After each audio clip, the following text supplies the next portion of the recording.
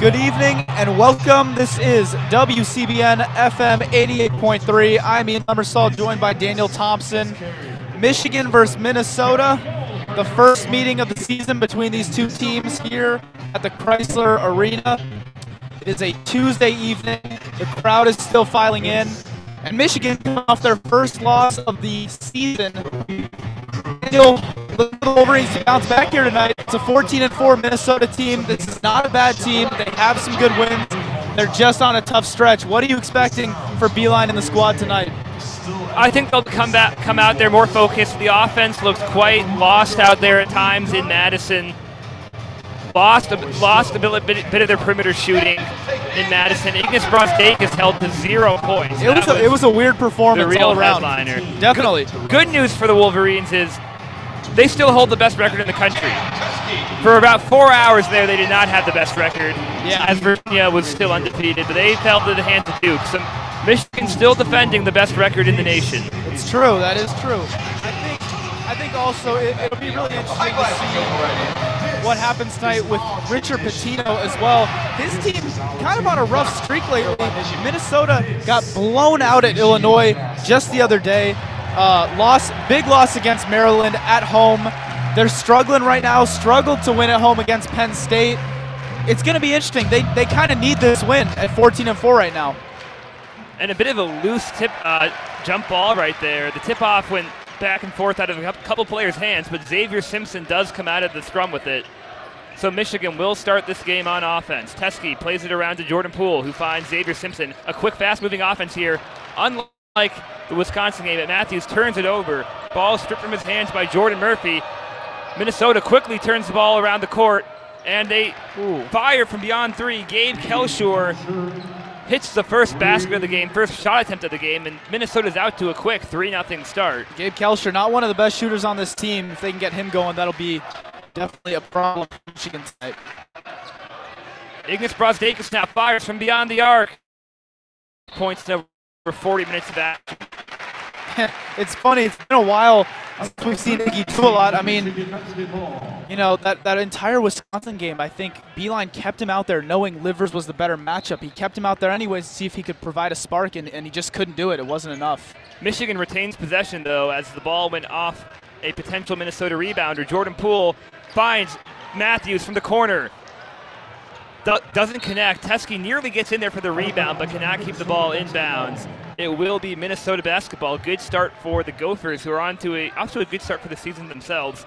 14-4, must have been feeling real good about their season until they suffered a 30-point loss to Illinois in the past week. That was a pretty interesting Big Ten road game right there, for sure. Minnesota did go into Madison a couple weeks ago and kind of escape with the victory. They did. Michigan couldn't do. Wolverines could not get caught sleeping tonight. Meanwhile, Minnesota tries to work the ball down low. Fantastic defense, though, right protecting the rim are Ignis Brosdakis and John Teskey. Brosdakis goes end-to-end, tries to finish. Good defense, though, and can't. Looks like we've got a foul on Teskey. That's going to be his first of the night. If he gets another one, we're not going to see much of him this half. No, and he did a good job managing to stay out of foul trouble against Ethan Happ. Definitely. Probably the premier big man of Big Ten basketball. And it's just tough because big man depth is definitely Michigan's problem right now, and it's been their problem so far this season. So you don't like to see that so early in the game.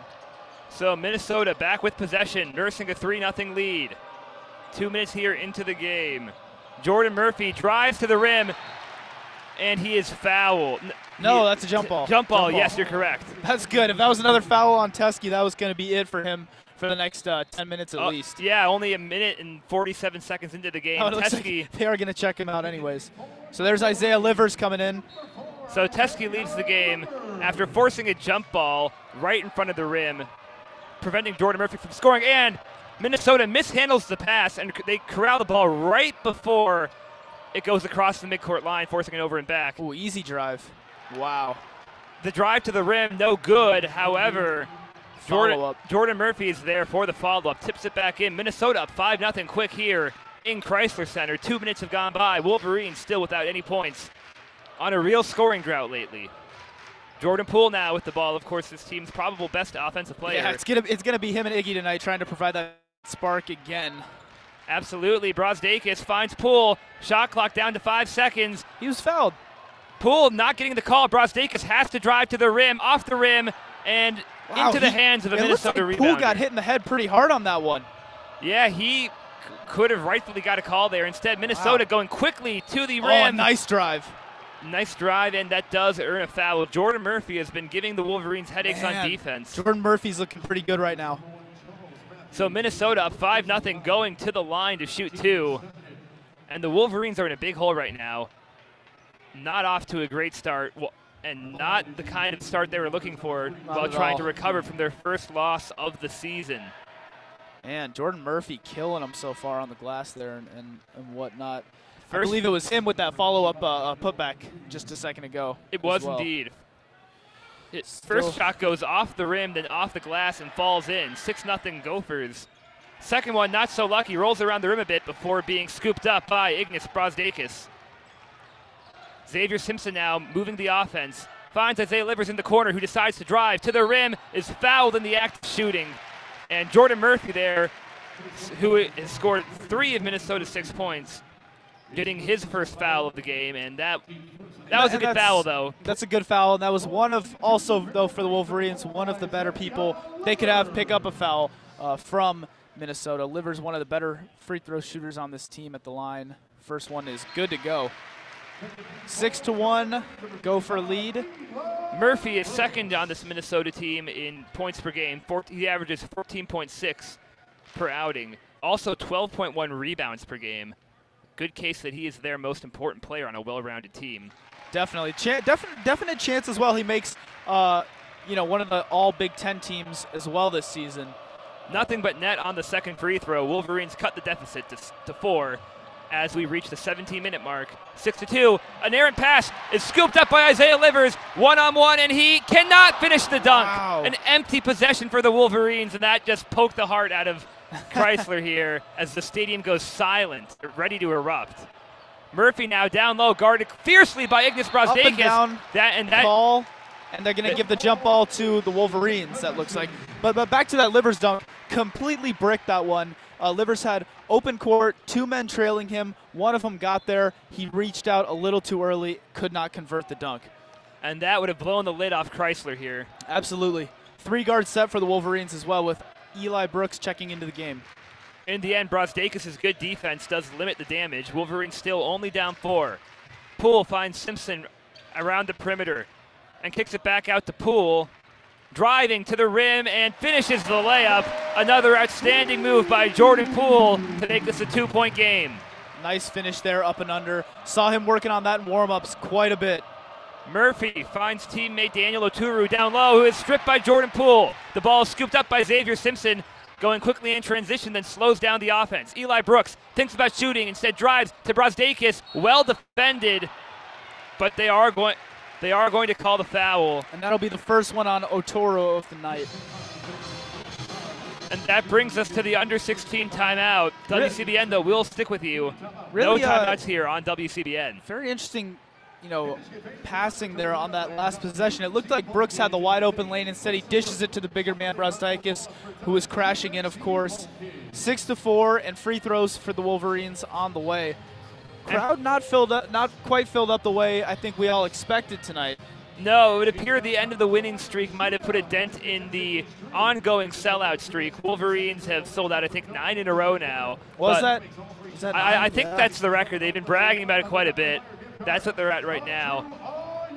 Stadium not totally sold out. Student section, though, is up into the second level, so not a terrible turnout by any means. No, not a terrible turnout by any means, but I think for a 17-1 team that's been selling out so many games, we probably expect a little bit more, but it's all right. It's a Tuesday night. Class is coming back after Certainly. MLK Day, of course.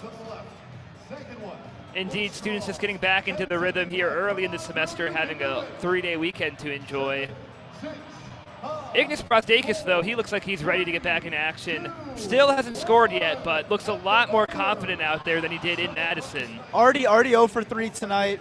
He's going to go to the line in a second here, so he'll have the chance to, to get some points finally. It's been a surprisingly long time for him. Of all people, he's been, Michigan's quite possibly best scorer this season, especially when you look at efficiency, averaging 14.8 points per game, and 77% from the free throw line, 36 from three, and overall 48% field goal percentage. That's not bad. Definitely, of all people, again, it's weird to see him going through, because even Matthews, who was one of the top scorers on this Wolverine team last year, he's always been a streaky player. Iggy, so far in his young career, we hadn't seen that just yet, and we're starting to, and that's okay. That's obviously part of the process. But Jordan Murphy looking really good for the Gophers so far. Gophers are 2 of 4 from the field, one of those being a three-pointer. And it's a 6-4 lead for the Gophers through 4 minutes of play. And again, we are WCBN FM 88.3. Thank you so much for tuning in here, as the timeout should be clearing up in just a minute. No action so far for Amir Coffey either, one of the top players on this Minnesota team. He's their highest scorer, I believe. Yeah, leads the team with 15.7 points per game. And he has not been much of a factor at all, which is a good start for the Wolverines. They need to limit Jordan Murphy, though. He's had a big game up to this point. Ignas Brazdeikis, though, coming to the line, and he can tie this one up with 2 made free throws. And I'm sure he'll be a bit nervous about this one. He can break a more than 40-minute scoring drought with a bucket here. 2 opportunities to end the drought. First one, no good. No good on that. It's been about 45 minutes since he scored the basketball last. It was just a bit short and then rolled around the rim. This might be getting to his head. We'll see how he does on the second. Sinks it, and the drought is over. Ignas Brazdeikis has recorded a point. No shutout tonight. Wolverines trail 5-6 as Minnesota brings it up the court. Moving the ball around well. Isaiah Washington with it. Pass to Daniel Oturu down low. Isaiah Livers fiercely guarding him. And that looks like an and one as well. He was being very physically guarded.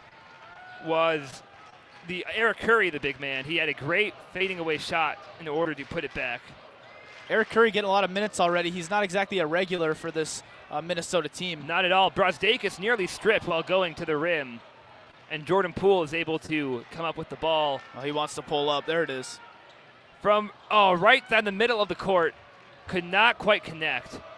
So Wolverines still trail by 1 as Minnesota comes back up the court.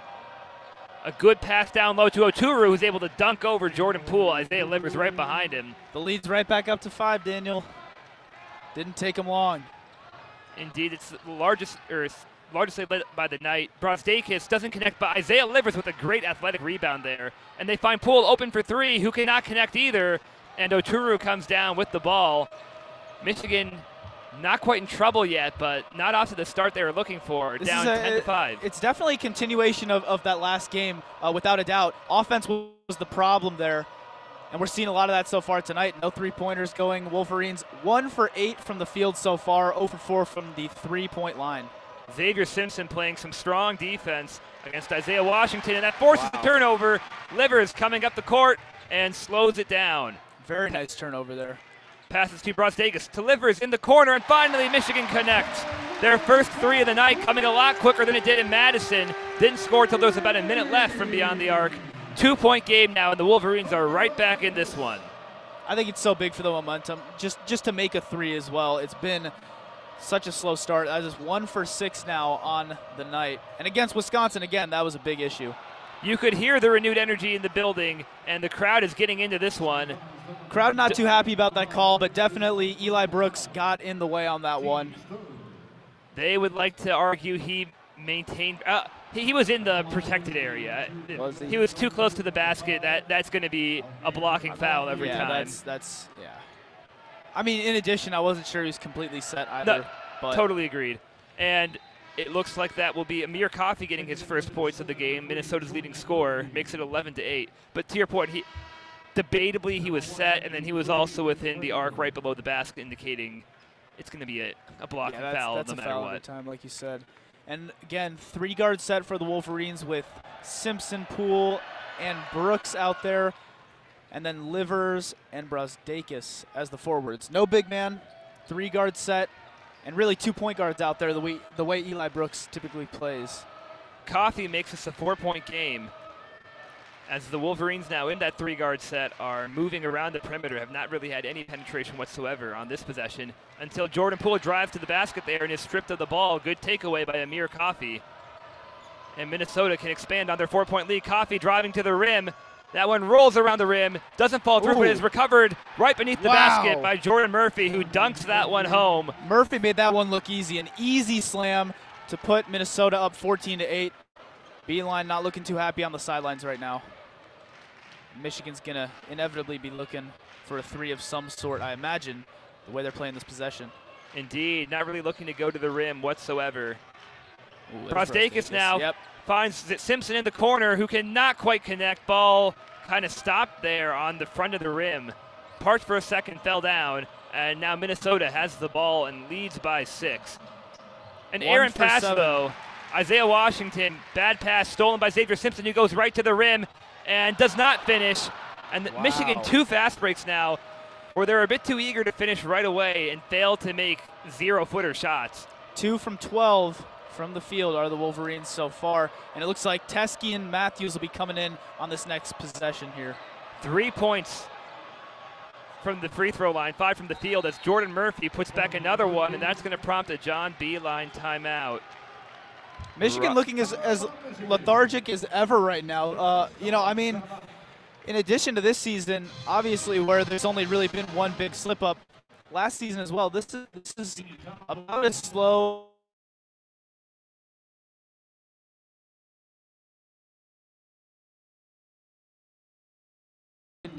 defensive showing either from what is one of the best defending teams in the nation. 16-8, Minnesota leads. And we are honoring Colonel Jeffrey Kopp during this timeout. Veteran of the game here. West Point alum, as the crowd rises to their feet for a standing ovation. One of the first times the crowd has gotten up on their feet so far today. Yeah, definitely. Not a lot to cheer for so far for the Wolverines. No, not quite. 2 for 12 from the field, 1 for 7 from the 3-point line. I think right now the problem for the Wolverines, just getting kind of this bird's eye view, what you're seeing is they're really getting a lot of space.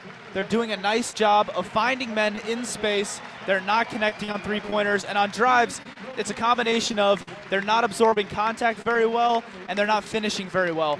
Not a lot of guys have been trailing for rebounds either, and almost every possession that has resulted in a shot within the key for the Wolverines that they missed, Minnesota's right there grabbing all those rebounds, having no trouble there.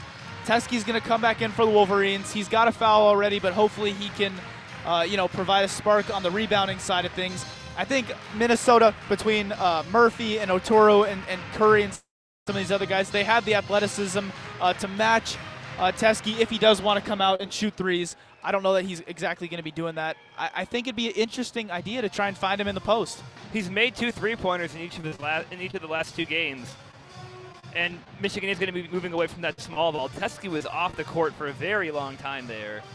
He better be well rested and ready to have a big impact in this game. John Beeline right now is not going to be happy with the first 8 minutes of play. Under 12 timeout coming up. No, he doesn't look so happy. Yeah, it's just 24 seconds before the under 12 timeout. He called the timeout already, so not at all happy with the play right now. And how could he be? They're down 8 at home. It'll be an uphill battle for these Wolverines to climb back into this one. But plenty of time ahead of them. Still 32 minutes and a half of basketball to be played, and this is the number 5 team in the country. Yeah, let's not forget. This is number 5 in the country right now, and they're out here looking like they don't have any number next to their name. It's really a strange performance so far, but of course this is a team that doesn't quit. They didn't quit against Wisconsin despite having kind of a rocky game for the entirety of that. Got the lead within 3 with just under a minute left in that one, but let's not forget that Minnesota game we were talking about earlier from last year. That was an amazing one as well. That one went right down to the wire, overtime in fact even. 40 minutes alone couldn't settle it. Right now Minnesota is thinking maybe 8 minutes could settle it. Right now, the disparity in shooting is absurd. 67% from the field are the Golden Gophers compared to 17% for the Wolverines. Golden Gophers are 6 of 9 from the field. Wolverines just 2 of 12. Matthews trying to make an immediate impact. Might have tried to do too much there, but he still comes up with his rebound. Help from John Teskey, who eventually puts back another miss. John Teskey tips that one in and provides an immediate spark to this offense. Wolverines trail by 6. Wolverines crashing the boards on that one, using their size advantages. Obviously, they have some right now with Curry and Coffey out there as the two biggest men on that Golden Gopher side of things. Indeed, Wolverines with a big size advantage right now as the much shorter Dupree McBrayer tries to drive in on John Teskey. Ends up stepping back for a deep two-pointer as the shot clock expires. That one's no good. Rebound scooped by Charles Matthews. They find Isaiah Livers, who cannot connect. And Brosdakis cannot come up with the rebound. It will be Gopher ball. And right now it's Hunt Conroy who is driving to the rim. And Michigan is awarded the ball after it goes out of bounds. Two really quick possessions there, and neither team can score. As we have some size re-entering the court now for the Golden Gophers, Daniel Oturu will step in. Oturu's looked good so far tonight, perfect from the floor. He does have a couple of turnovers, though, but they've capitalized on that matchup with him against Teskey so far. He has a little bit more athleticism, a little bit faster. Xavier Simpson now with the ball. Finds Charles Matthews, kicks it out to Isaiah Livers. Still Michigan not too interested in penetrating toward the rim, playing a lot of basketball around the perimeters. Xavier Simpson now fires from beyond the arc.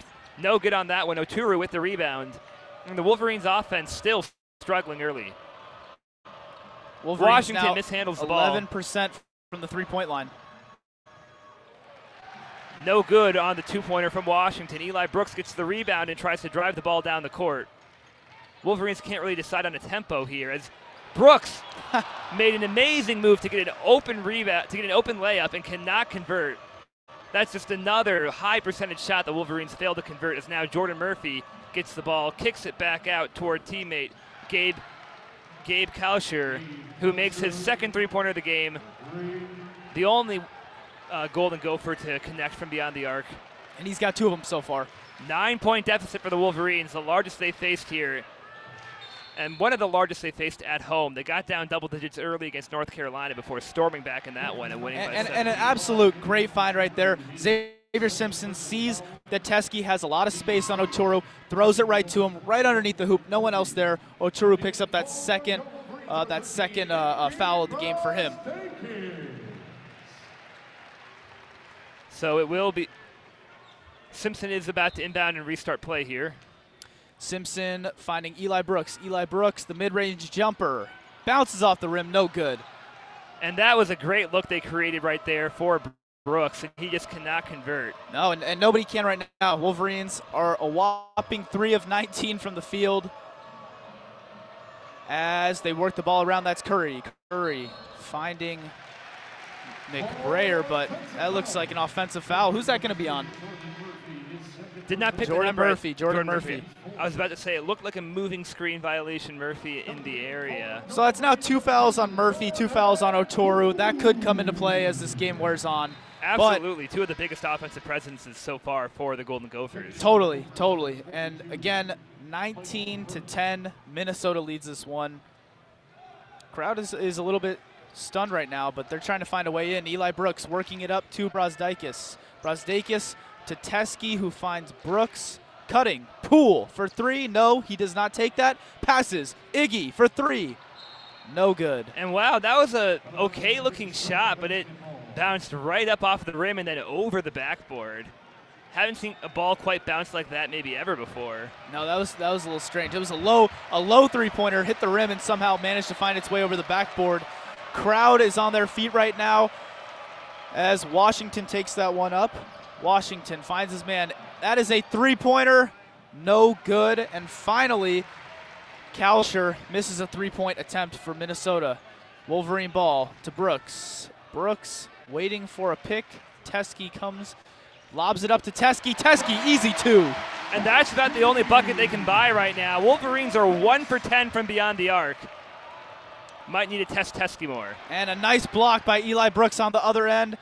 Steal by Brazdeikis. Brazdeikis up to Matthews. Matthews, easy bucket.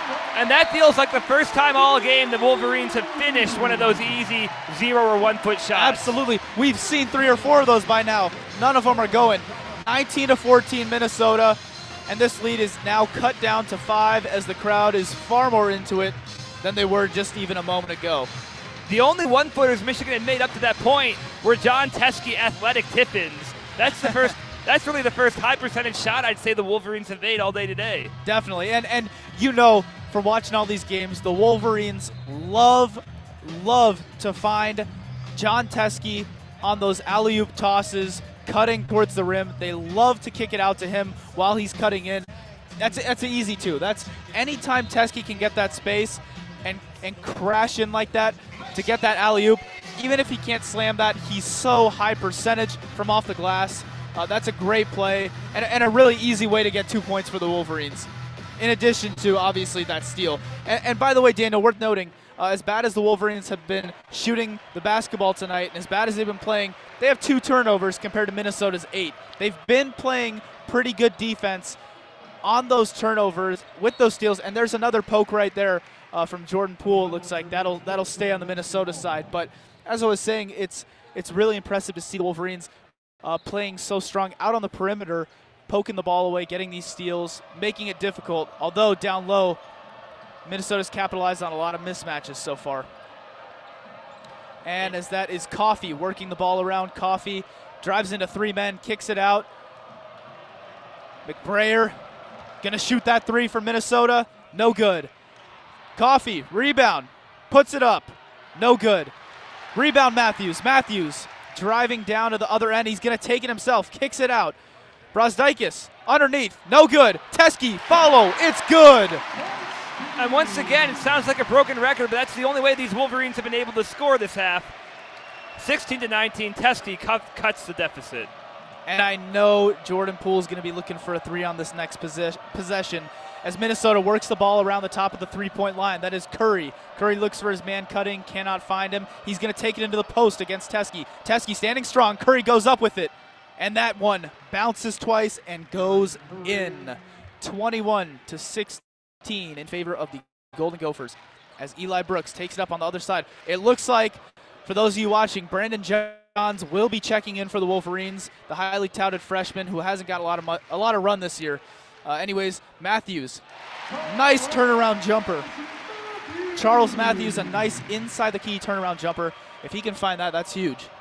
The offense has not had any success from 3-point land, but at least with Teskey and Matthews in the game, they have been able to score near the basket. McBrayer working on Eli Brooks outside. Over to Coffey. Coffey, the best defender on the Wolverines squad, guarding him. Charles Matthews, that's going to be a good matchup. And that's Kalsher. Kalsher goes up to the big man. The big man puts it on up. Number 42, Michael Hurt, getting some run early on in this game. He's only averaging 8.2 minutes per game this season. That's a nice bucket for him. 23-18. An impressive find, too. John Teskey looked a little bit surprised that Hurt was behind him right there. Yeah. Teskey again, an easy roll. Pick and roll, easy. Gets around his man, rolls it right up. Beautiful to see. 23-20 in favor of the Gophers.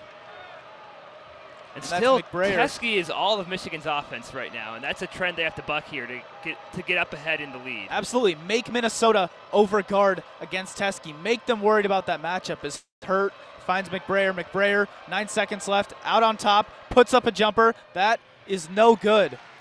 Teskey getting a hand in his face might have affected that one. And Poole has the ball. I wonder what he's going to try and do here. Ooh, he finds Teskey. Teskey for 3. It's good! I mean, tie ball game. John Teskey, who a year ago was seen entering the season maybe a sore on offense, the one guy who really couldn't contribute a whole lot, is now debatably their best offensive player over the past 30 minutes of basketball. Absolutely. And that, again, like you said, that spans back to that Wisconsin game as well. Coffey working. He has an open man, cannot find him. He pulls Pulls up from 3, air ball. Ooh. Hurt rebounds it, but he's out of bounds. That's going to be Wolverines basketball with 5 minutes left. Crowd is on their feet. And wow, has Michigan gone back into this game nearly solely off the efforts of Jon Teske. We all knew he was a great defender, but to emphasize really how much he's grown as a three-point shooter, going into the Northwestern game a little bit over a week ago, 9 days ago today, he had made 5 three-pointers in his career. He now has 5 over the last 2 and not even a half games. I mean, we still have 25 minutes to play in this one, and he's already got 11 points tonight, Jon Teske. And by the way, Teske, a perfect 5 of 5 from the field. His team is shooting a perfect 33%, and even 9 out of 27. It's quite remarkable, really, what Teske has meant for this offense. And without him, where might Michigan be right now? Totally. And I think the interesting thing with Teske is he's a big man. He's the premier big man, as there is not good depth here at that position. He's great on defense as well. He's a two-way guy. So the question is, how much can you work him on these offensive possessions? How much can you do the pick and rolls with him on the three-point line, but also with him rolling towards the hoop and getting those athletic finishes? How much can you work him this early on in a game? And the answer to that question is, I think they just got to go all out, work him as much as they can, because he's the only thing working for them tonight, as Iggy is 0 for 6 from the field with only 1 point so far.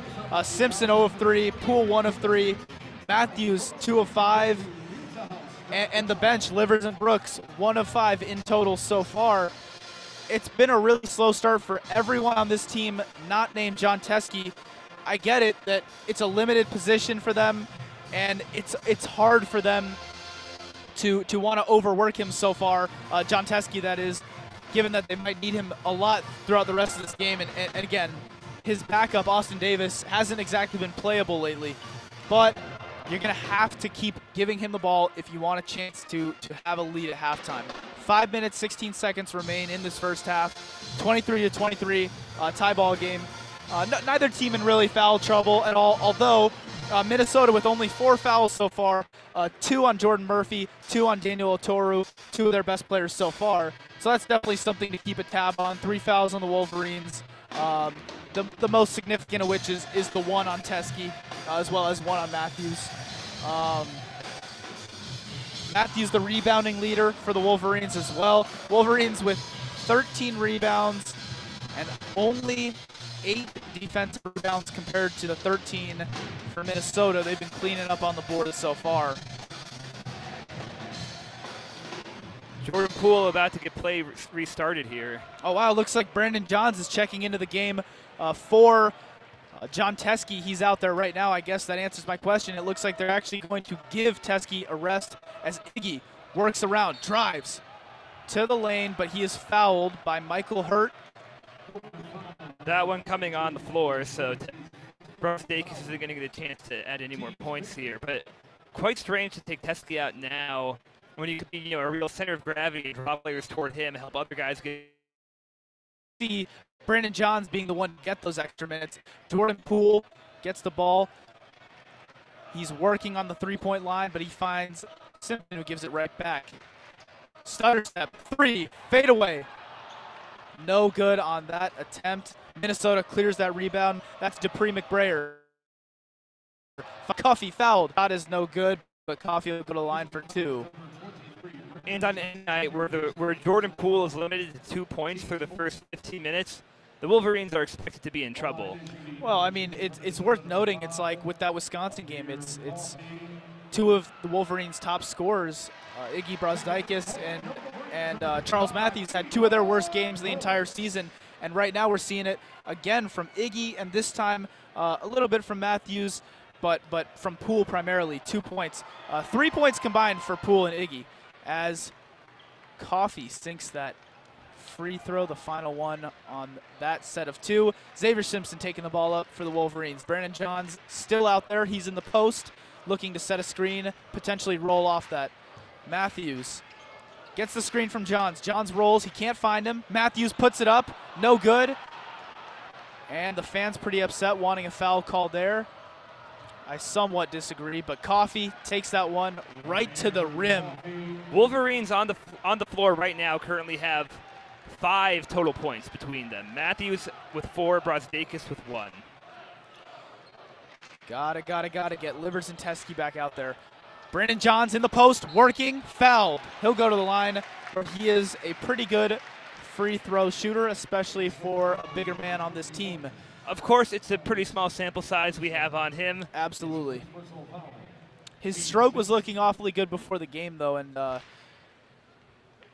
so we'll see what he can do here. It is a 3-point lead for Minnesota. Johns bricks the first free throw back of the iron.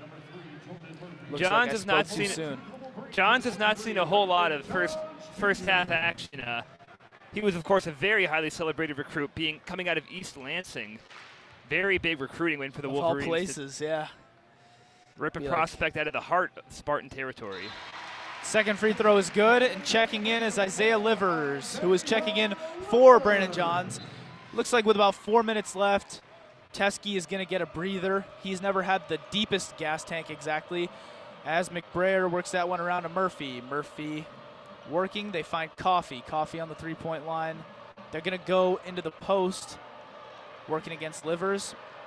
Back out to McBrayer. McBrayer to the rim, and he sinks that easy two-pointer.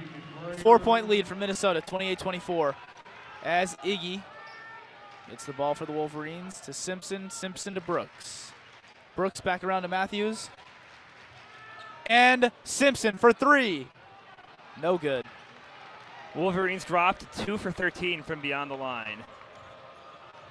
McBrayer working around the three-point line. He finds Coffee. Coffee's going to the rim, and that is ripped out by Charles Matthews.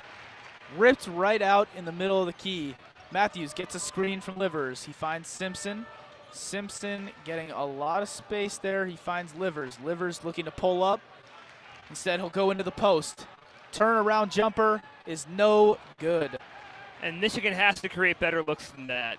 They're winning the turnover battle 9-2, and that's what's keeping them in this game. Absolutely.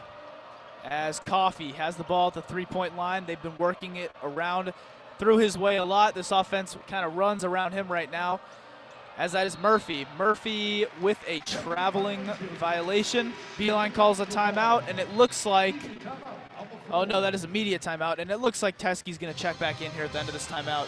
Daniel down 4 points. Michigan won an amazing 9 of 31 from the field and 2 of 13 from the three-point line. What's got to change here, Daniel? The looks don't even, it doesn't look like the Wolverines are getting such bad looks per se. Honestly, if they keep at what they're doing, the shots will start to fall. This has been a really unfortunate half for the Wolverines, nearly getting doubled by the Gophers, 52% to 29%. And I don't think the Gophers have had any better shot selection really than the Wolverines. It's almost entirely come down. Well, they've been working all their points through the key. They've been taking it to the rim. They haven't been getting fouled. Minnesota has not, but they've had some very nice takes. They're converting on their layups. They're not relying on having to go to the three-point line. I mean, if Minnesota was just having an okay day in the turnover game, they'd be running away with this one right now. Totally. It'd be a 10-point lead minimum. That has really kept them, really kept the Wolverines in this one. Up 10-2 in the steals game. But the Wolverines really have to get shooting if they want to come back in this one. Every time they tie things up or get very close, Minnesota seems to find that extra gear and get some separation again. Credit to these Gophers. Oh, credit to them, absolutely. And credit to Coach Richard Pitino, having a really nice outing so far tonight. I'm not sure how much of this is on the coaching staff and their defensive game plan that they put together, Minnesota. However, I think they've done a nice job. I do think most of this, though, is just the Wolverines are ice cold right now, picking up right where they left off in that Wisconsin game. Absolutely. Yeah. And I can't quite remember what the halftime score of the Minnesota game was. I want to say Wolverines 26-24, something like that. You said Minnesota, you mean Wisconsin game, yeah. Oh, yes. It was, I think the Wolverines ended up with a 4-point halftime lead, was it? I just remember it was in that ballpark. It was a great turnaround for them at the end of that first half. Obviously, second half didn't go their way, but Given how they played in the first half of that game, it was surprising they were even so close to the half, I gotta say. And just a reminder, we are WCBN FM 88.3. I'm Ian Lemersal, joined by my good friend Daniel Thompson.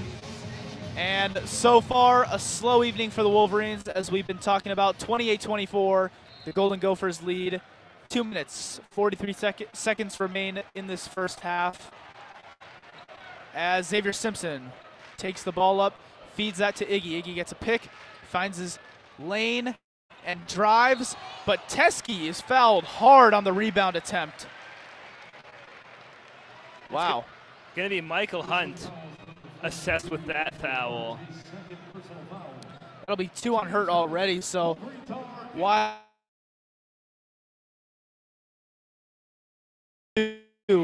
fouls from that team.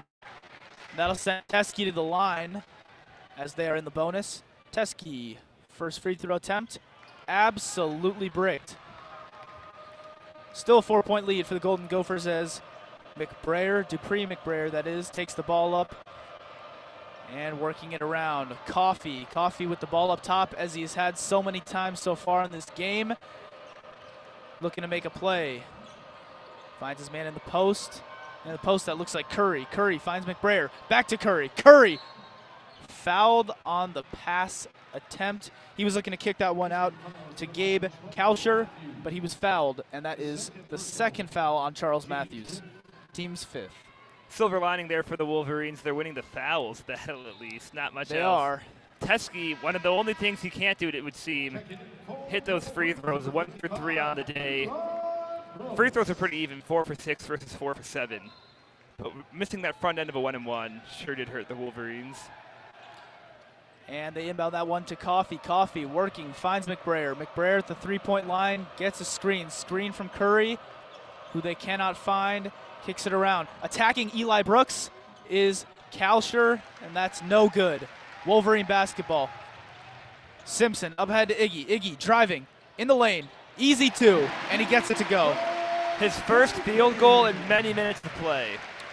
And he is now 1 for 8 from the field tonight. Ignas Brazdeikis. 3 points for him in his last 45, 50 minutes of play. Unbelievable start for him. But get that one to go. And that is Hurt. Hurt working at the top of the three-point line for Minnesota. Minnesota back to Coffee. Coffee's going to look to make a play here. And he goes for a layup. No good. Teskey rebound. Teskey ahead to Simpson. Simpson scanning the floor. He gets a screen from Teskey. Finds Livers. Livers for 3. And the lead. No good. And Minnesota, Dupree McBrayer rebounding that one. Dupree finds, it looks like Curry's going to pull up for 3. And that's good. He's a big man, but you can't leave him that open. Cannot leave anyone that open, no matter how big they are. And it is now 31-26 in favor of the Golden Gophers. 42 seconds left to play.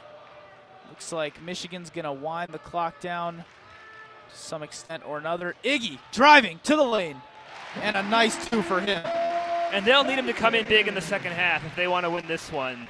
Still playing catch-up. They're going to need more offensive sparks than simply John Teskey alone. Absolutely, and down 3 are the Wolverines. Shot clock turned off. Final possession will go to Minnesota. Looks like Dupree McBrayer is going to be going over to Coach, asking him, what's the play, Coach? He doesn't seem too certain. I guarantee they're going to be finding Coffee here, though. McBrayer takes it. Can't find his man. Swatted by Teskey. And at the buzzer, unable to get a shot off.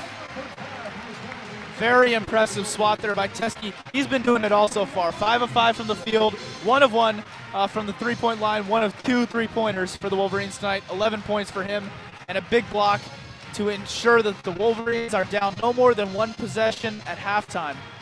Just some stats for you right here to give you some context on how the game's been going. Minnesota, 12 of 24 from the field. Michigan, 11 of 35 the field. 2 of 14 from the three-point line for an overall 14% mark. They do have less fouls than Minnesota, but neither team in too much foul trouble. If Oturu or Murphy were to pick up another, that would make it tough for the Golden Gophers. Brazdakis, a slow start for him, but he made his last 2 field goals. Yeah, a hot start for him, but they didn't play him a whole lot at the end of that first half there. 38-31. Minnesota leads this one in Michigan at the Chrysler Center. Not the start the Wolverines were looking for, trying to come out of the funk that was the Wisconsin game. Not looking great offensively either, and not quite bringing the same defensive tenacity that they had in the game in Madison. Second half, though, at home, only down 3. These kinds of games tend to go in favor of the top 5 team. We'll see how they can respond here in the second half after what is unequivocally disappointing first half. It'll be an exciting one. Stay tuned for WCBN's coverage of the second half of Michigan basketball.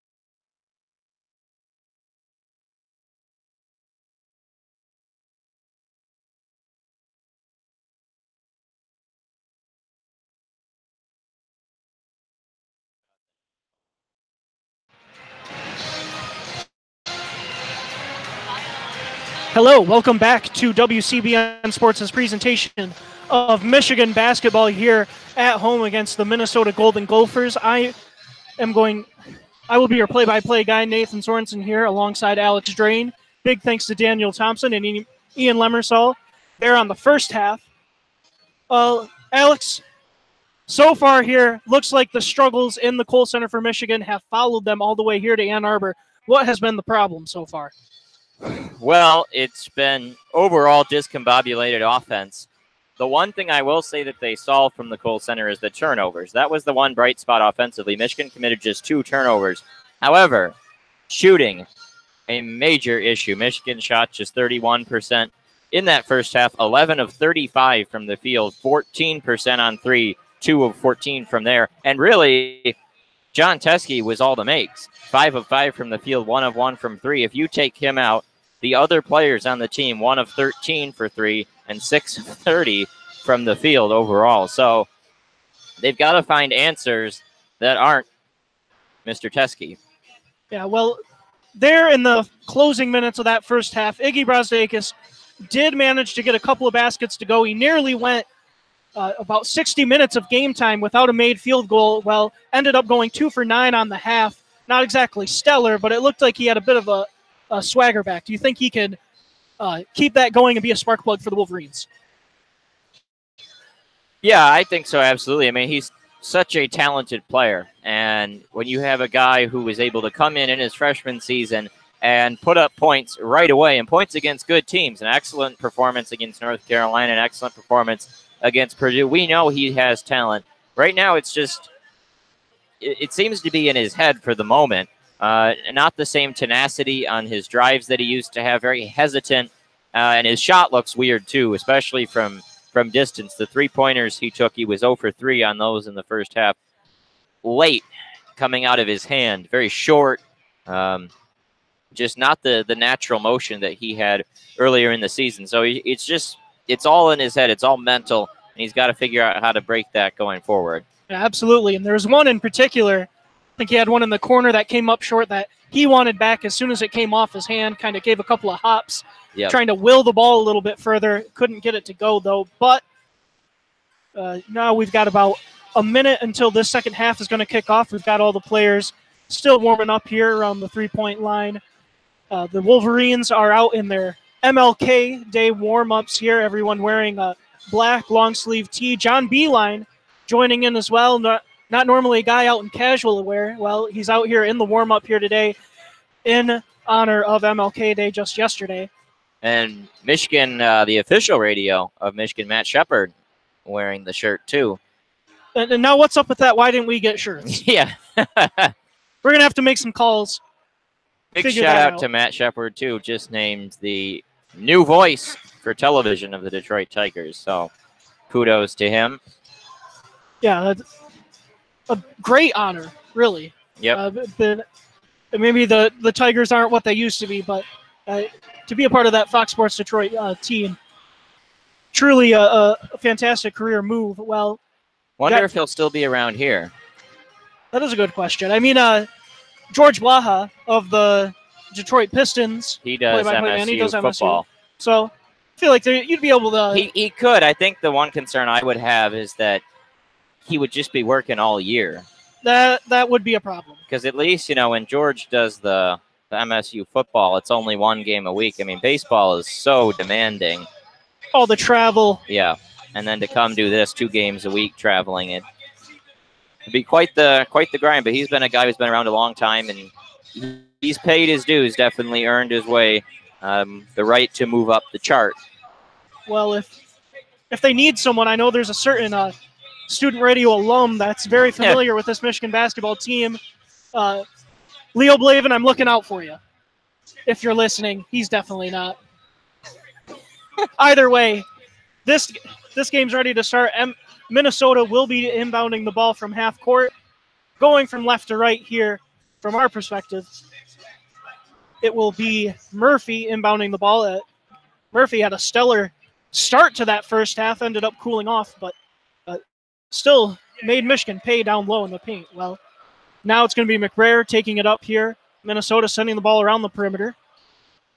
And it's Coffee with it. And, Jordan Poole was putting a lot of pressure on Kalsher. Kalsher put an elbow right into his face. That was a tough hit right into the jaw taken by Jordan Poole off the aggressive defense. Yeah, that was very vivid. I mean, his head really snapped back. Oh, yeah, clean elbow right to the kisser. And the neck really recoiled, kind of a whiplash type thing there. And so now they're going to be reviewing it for a flagrant. It sure looks like it could be one. That's at least going to be a flagrant one. That's based off of the letter of the law. If there's unnecessary contact to the face or head area, that's a flagrant one, which that absolutely was. Now, it could be a flagrant two if they deem it intentional. And by the looks of it there, Jordan Poole was right in Kalsher's grill playing tough defense, and Kalsher snapped that elbow back kind of in retaliation. From the way I'm looking at it, that looked like it was a intended shot, but it's going to be up to the officials to decide that one. Yeah, and there's been a lot of confusion in college basketball this year with certainly the hook and hold rule that has gotten people confused in terms of flagrants overall, but this one seems a little bit more simple. If this is not at least a flagrant one, I will be shocked. They are taking quite a long time to conference. They're not looking at the monitor anymore. All three officials are standing together, trying to decide what the call is going to be. I don't know how much there can be to discuss here. Should be getting the word any minute now. Now they're talking to the coaches. We're going to get one ref going over to the broadcast table to let the TV personnel know what's going on here.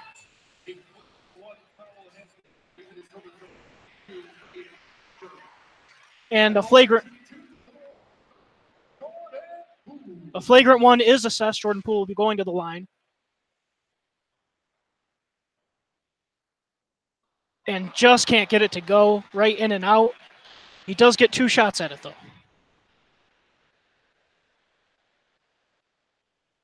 Takes a deep breath, knocks the second one down here. And surprisingly, it looked like Richard Pitino was really arguing with the refs there. He did not like that flagrant one call. I don't know how you can argue that one at all, but Michigan will be inbounding now. Jordan Poole passes it into Xavier Simpson, who walks it across half court. Simpson gives it to Teske, zips around to Matthews, finds Iggy on a backdoor cut. Oh, he goes up for it and gets absolutely swatted by Curry. Curry with an emphatic swat sends that one out of bounds. It's going to be Michigan ball. Yeah, that's great help defense there from Curry. Brisdakis got the great position down low in the paint. A little slow bringing it up and allowed the help to come from behind and swat it out of bounds. Jordan Poole trying to make some magic happen here on the right wing. Tries to make a backdoor pass to Charles Matthews, but they caught him sliding the pivot foot. That's going to be a travel going Minnesota's way. Well, Michigan now has turned it over on each of their first possessions of the halves. They turned it over on their first possession of the first half. Only one other one, the final about 19 and a half minutes that first half. So see if it becomes a trend, but certainly wasn't in the first half. I should mention all of the starters that started the game did come out to start the second half. Still no Aturu in for the Golden Gophers. He had a dominant first half, but not getting a whole lot of run here. And McBrayer cans the three off the right wing from off of a handoff from Curry there. He is not a shooter. Confident looking shot there, though. Not afraid to take it, which is an issue we've seen Michigan on the offensive end, passing up open looks. Confidence goes a long way in shooting. Michigan looking to respond here. And that's going to be a moving screen called on Charles Matthews. He handed the ball off to Xavier Simpson on the right wing, and they caught him for sliding his feet. Well, that'll be Matthews' second turnover. He had the first one in the game, but 2 turnovers now to start the second half for the Wolverines. And that is also his third personal foul, which will get him the quick hook from John Beeline. Isaiah Livers checks into the game. Minnesota running through their half-court offense here. Coffey's got it now on the right wing, going against Livers. Now Murphy tries driving on Iggy. There's a pump fake. Dishes it down to Cal Schur. He makes the layup. A beautiful half-court basketball by the Golden Gophers. Well, it stretches the Minnesota lead back up to 7. Michigan had hung around a lot there at the end of the first half as Brzdakis hits the 3. Iggy comes right down. You mentioned his three-point stroke wasn't looking all that great. He looked very confident taking that one early in the shot clock. And that's what you like to see, as we mentioned in that Wisconsin game, especially late. Guys like Brooks, Livers were really hesitant to take their shots when they were open. See if it rubs off on the rest of the team. Minnesota working again. It's McBrayer on top with a mismatch. Teskey guarding him. Gives it up to Cal Schur working on Poole. Is tripped up as he drives to the basket. That's going to be a foul on the floor by Jordan Poole. Well, that's only Poole's first. Michigan did not commit a lot of fouls in that first half either. Like their turnovers, they played a really clean game. It was just the bad shooting that really hurt them. Yeah, and that's very unusual. If this Minnesota team draws a lot of fouls, they really live at that free throw line. So far, Michigan's done a great job to limit that.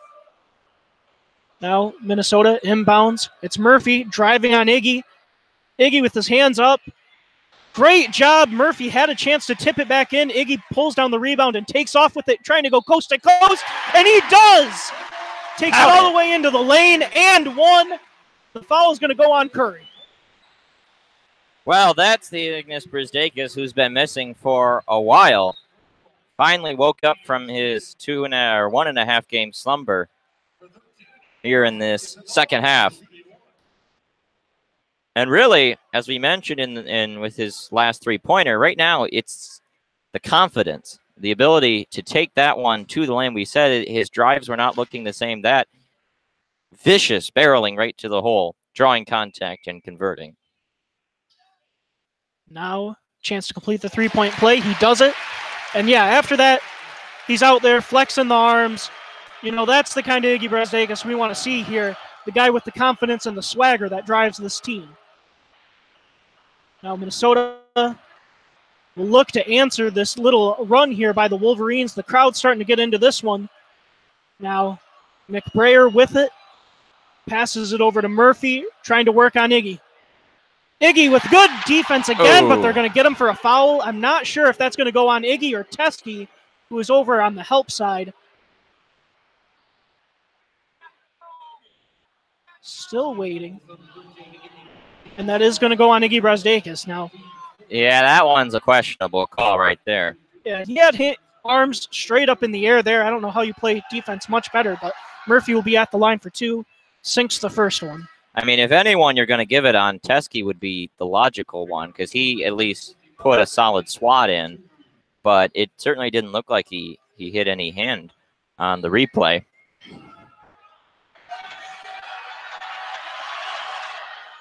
Murphy misses the second half. Livers pulls down the rebound and gives it over to Simpson. Turu's checked back into the game. He picked up 2 fouls very quickly in his first half stint, but he was also very effective offensively for Minnesota. We'll see if they get him more involved. Now, Poole working on the left wing, finds Teskey, thought about shooting the three, decides to give it back over to Poole, who gets stripped, it looks like, by McBrayer, who's running the other way now, and is swatted at the rim by John Teskey. Love to see the hustle out of the big man coming from behind, erasing that one. Well, another turnover for the Wolverines offensively leads to a fast break opportunity by Minnesota. Great recovery from Teskey. So swift running the floor. You also have to give a shout out to Cal Schur for quite a acting performance on his defense on Poole. Tried to draw a charge and went flailing backwards, got bailed out by the strip. Absolutely, and here they go right to Aturu. Shoots the turnaround jumper over Teskey, can't get it to go. Yeah, that's not what you want if you're Richard Pitino. That's not the look that you want. Aturu was much more punishing when he was getting deep into the paint and working on the post, not a pull-up jumper like that, and Brzdakis draws a foul. That's right, Iggy Brzdakis with the spot-up jump shot in the left corner. It wasn't quite a three-point attempt, but he is fouled in the act of shooting. He will be shooting 2 when we come back here after the media timeout. Well, 4 minutes now into this second half, and offensively, Michigan hasn't really changed a whole lot, not a whole lot of improvement, except for one player in particular, and he's been the story. Brzdakis bailing out Michigan here early on in this second half. They're still lacking the team cohesive identity, but they've got a hot hand right now, having scored 6 points in the early going of this second half. Yeah, thankfully, Iggy has shown up here for the second half because Jordan Poole, normally a guy you think of as being an offensive spark plug for this team, continues to struggle. Well, you know, after the Wisconsin game, a lot of talk, and certainly Brian Cook of MGO Blog was one of them who was, I thought, making a good argument about how Michigan, you know, through the first 17 games, they had this pattern of every game having just enough offensively or defensively to pull out a particular game, that they didn't need one defining player, that one game it was Teskey, another game it was Simpson, another game it was Brzdakis, and then they run into these this kind of funk in Wisconsin, and now this game, which they really hadn't been in all year, where nothing's going down. And so the question is for Michigan, if there isn't a hot hand, who is the difference maker offensively? Who is going to lead the troops and call the shots on the offensive end? That's an interesting point, because typically if a team has 5 guys where any one of them can be the go-to scorer for a game, you typically think of that as a luxury. Well, when the going gets tough, you kind of need a guy who can just put his head down, take it to the rim, you know, do something, go in isolation and make some baskets happen. It's been very fortunate for the Wolverines that they've done so well with such a fantastic team effort here this season, but lacking a go-to scorer has hurt them these last 2 games. Hopefully does not become an even bigger problem once competition gets tougher in March. And should mention here in the media timeout, there is 16 minutes left to go here in this one. Minnesota is leading 37-35 so far here, though Michigan went on a little bit of a run there before that timeout. Minnesota has cooled off on the offensive end. They're 0 for their last 4. Michigan looking like they're poised to take back control of this game. What do you think Michigan has to do here to close this one out, get a victory? Well, they need to continue playing that good defense. I mean, so far in this half, Minnesota scored 6 points. 2 were off a rather questionable foul. I mean, Michigan's played pretty good defense so far, but they got to continue to try to innovate offensively and find something out of this still wreckage in some regards of performance lingering from Wisconsin. Now Iggy to the line, trying to tie this one up. He'll get the first one to go. Brzdakis now 3 of 4 on the game from the line.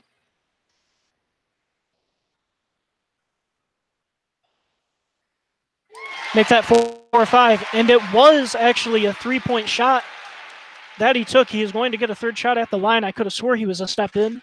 Yeah, it seemed like it, but he might have did a bit of a jab step backwards to get behind the arc. Oh, can't quite get that 3rd one to go. In and out. Tough break there for the Wolverines. It's going to be tied up at 37, though. Well, this is where we get to see how they're going to use Oturu, who's back in the game after a while of being out. Now, well, Coffey, leading scorer of this team, gets Eli Brooks on a switch, tries to back him down, throws the ball away off a double team, though. Michigan in transition. Help came from Teskey. Very well advised, and there's the Simpson hook. Oh, my. That was absolutely beautiful. There's Xavier Simpson with his now patented sky hook off the glass for 2.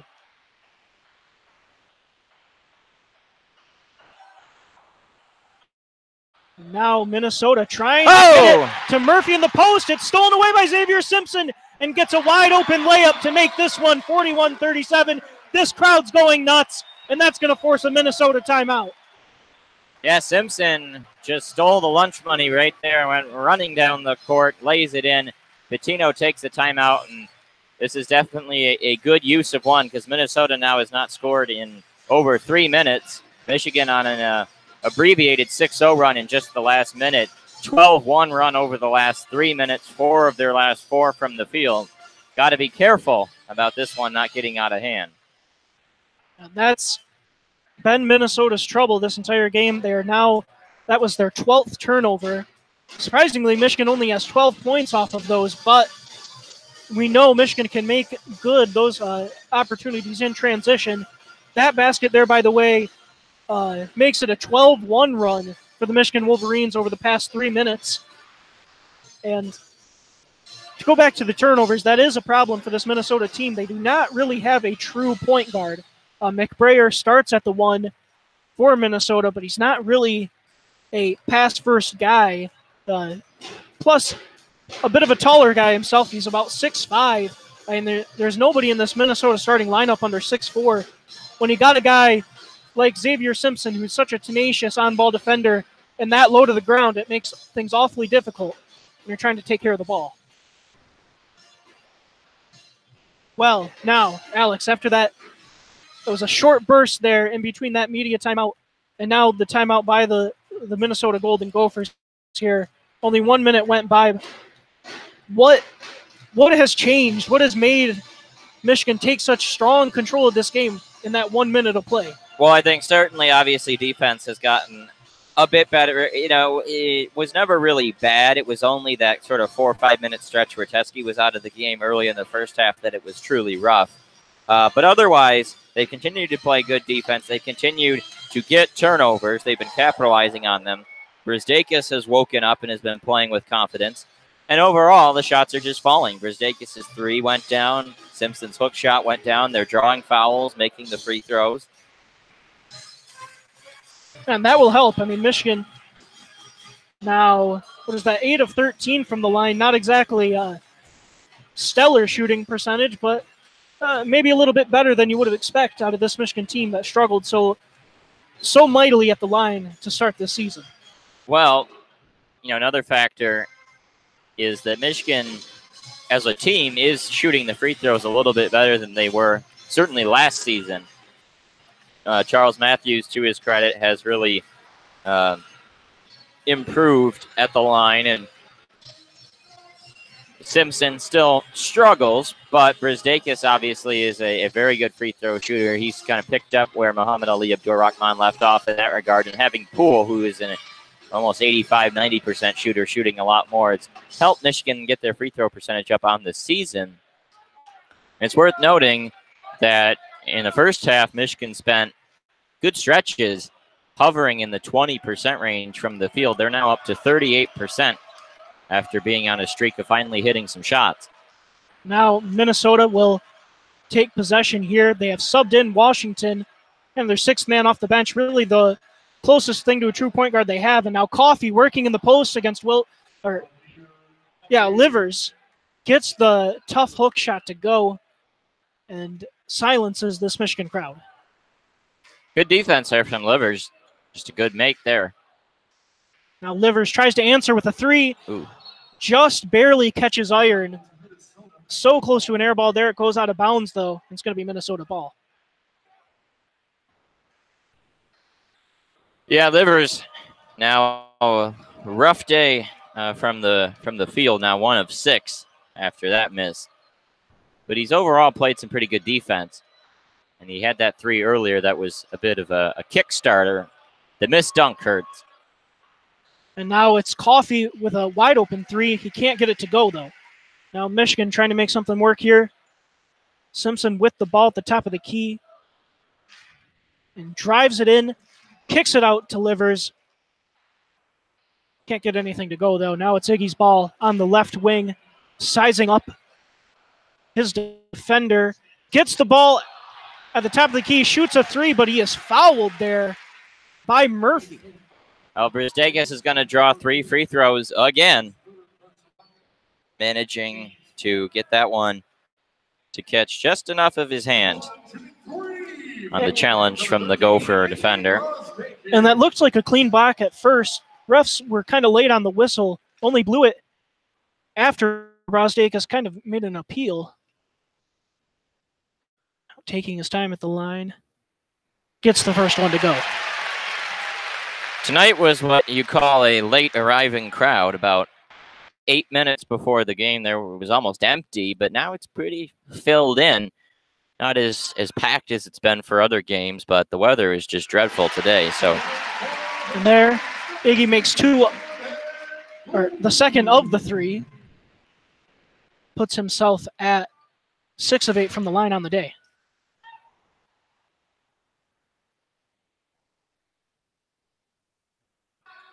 Make that 7 of 9. And now a Michigan 5-point lead. I'm not sure if that is the biggest lead of the game for the Wolverines, but I think it probably is. They haven't had many leads in this game. They definitely have not. And Minnesota looking to get something to happen here. Coffey working on Iggy. Can't get the hook shot to go, but Murphy gets the rebound. Wrestles with Teskey. The ball eventually slips out and goes off the foot of, I believe, Eli Brooks. Out of bounds. It'll be Minnesota's ball underneath the basket with a fresh shot clock. Seen a lot of Eli Brooks tonight. Unfortunate that one went out off of him, but he's now almost logged 20 minutes in tonight's game, which is not a normal amount for him. He doesn't play a ton, but he's been asked to do a bit more, and overall has looked pretty good. He still has a bit of timidity offensively. Not yet empowered to take his own shot, but he's given the Wolverines valuable minutes tonight. Now Curry double-teamed underneath the basket, has nowhere to go with the ball, throws it away to Jordan Poole. Jordan Poole down the floor, gives it to Simpson in the right corner. Looks like Michigan's not going to get anything going in transition, but Simpson drives, dishes it to Teskey, but he gets the ball swatted out of his hands by McBrayer. Looks like the crowd here wanted a foul. Yeah, it seemed like, let's take a look on this replay. Oh, yeah. He got all of John Teskey's right arm there. Might have been a makeup for the Brisdakis one, because certainly a lot clearer of a foul than what they called a foul when Brisdakis was hacked. Either way, it's going to be Michigan ball underneath here. Trying to get something going here with Teskey. Eli Brooks gets the ball screen from him. Michigan sharing the ball here. Poole gives it to Simpson in the short corner, puts up a three, can't get it to go, but the long rebound is recovered by Xavier. Great hustle there to follow his own miss. Gives Michigan a new opportunity. Yeah, this is where you want to reset the offense in the half court. Now it's Poole giving over to Iggy, wide open at the top of the key for three. Can't get it to go. John Teskey with the board, puts it back in over Curry. Big hustle play there by the big man. Teskey time at Chrysler Center. 13 now for John Teskey, and he still hasn't missed from the field. Now the crowd's starting to get back into this one, letting this Minnesota team hear it. And that's going to be Curry from the top of the key. Definitely not a shooter, but then it's Kalsher with the offensive rebound, goes right back up with it. Then I believe they're going to call that a foul in the act of shooting. No, it's going to be, I believe, over the back on Kalsher. Because he was wearing Jordan Poole like a cheap suit there down low and kind of just threw Poole off of him to get that offensive rebound. No call on that, but then after his miss, it looked like he is going to get the foul going over the back. So Michigan will take back over up 7, starting to pull away with this one. They've now outscored the Gophers considerably in the second half. And Minnesota 0 for their last 4 from the field, 1 for their last 9 overall, and haven't scored in 3 minutes.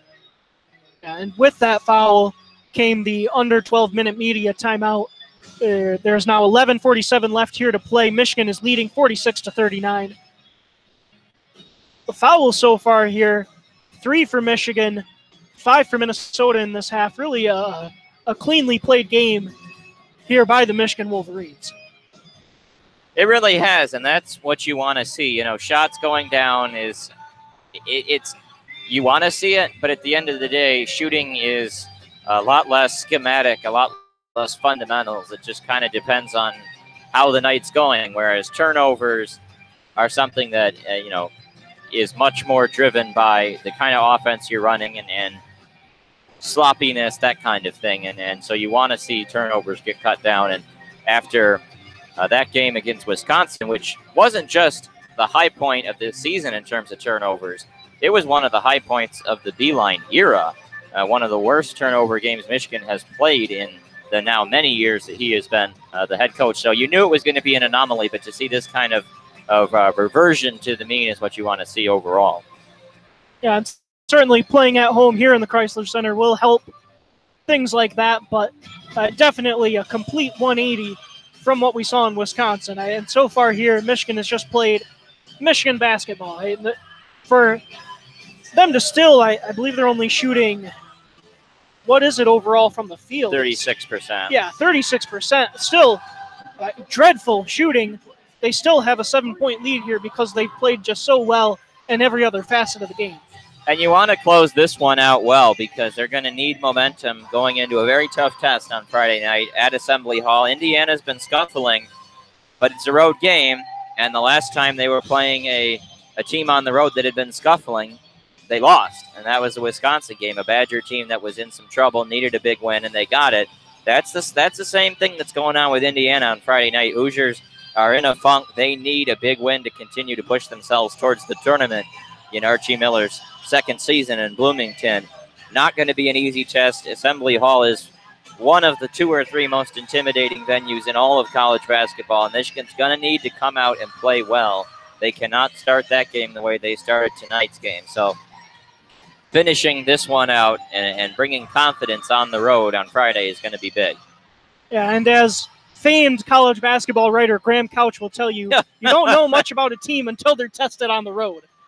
It's going to be one big test for these Wolverines there in Assembly Hall. Well, they still got a test in front of them here in Ann Arbor. And this is a Minnesota team that is pretty hungry after a really unfortunate contest against Illinois the other night where they got blown out by one of the worst teams in the Big Ten.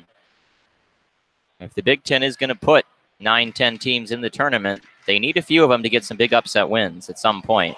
Oh my, beautiful move by Eli Brooks. A little stop and go. Gets all the way to the rim and lays it in for 2.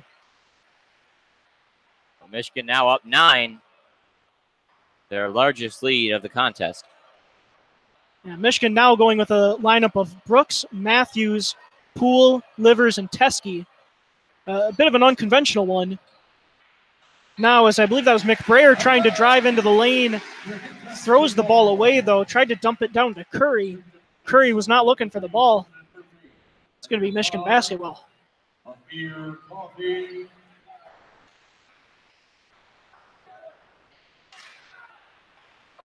Now the Wolverines trying to work the half-court set.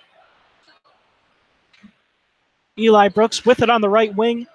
Looking to get a ball screen from Teskey. Drives in again, kicks it out to Livers on the left wing. Hesitates, doesn't shoot. Finds Jordan Poole in the corner. Another pump fake, no shot. Now he's driving in with a little bit of a Euro step there. Floats it up, cannot get it to go in. Looks like he had a soft touch on it, just did not want to roll in. It's halfway down and then it popped out. Tough luck, but a lot better looking offense right now from the Wolverines, but even better defense. And Amir Coffey tried to take it in. Long rebound goes to the Wolverines. Eli Brooks ends up with a corner 3. Can't get it. Matthews fighting for that offensive rebound. Can't quite get it there. Amir Coffey ends up wrangling it in. Hands it over to Jack Breyer. Walks it up court. Now it's Murphy trying to work on John Teskey. Not a well-advised proposition there. John Teskey sends it away. And a fast break opportunity for the Wolverines ends with the Livers slam. And another timeout.